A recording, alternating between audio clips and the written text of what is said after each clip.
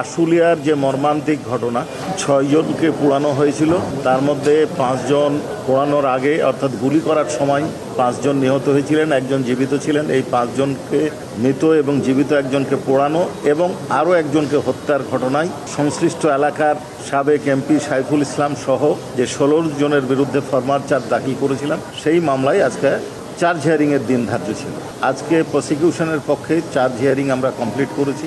Defence সময় চাওয়ায় honourable tribunal সন্তুষ্ট চিত্তে আগামী 13 তারিখ অর্থাৎ 13ই আগস্ট ডিফেন্সের শুনানির এবং তাদের কিছু আবেদন আছে, সেই আবেদনগুলোর শুনানির জন্য দিন ধার্য করেছি। এছাড়াও আমরা রামপুরায় যে একটা মর্মান্তিক ঘটনা ঘটেছিল, জীবন বাঁচার তাগিদে অর্থাৎ আত্মরক্ষার তাগিদে কার্নিশে ঝুলেছিল একজন ব্যক্তি, তাকে গুলি করা হয়েছিল।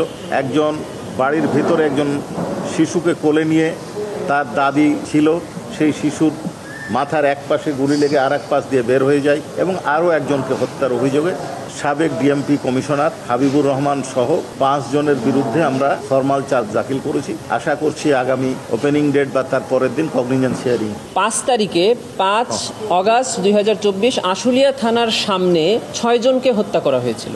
এটা একটা অভিযোগ।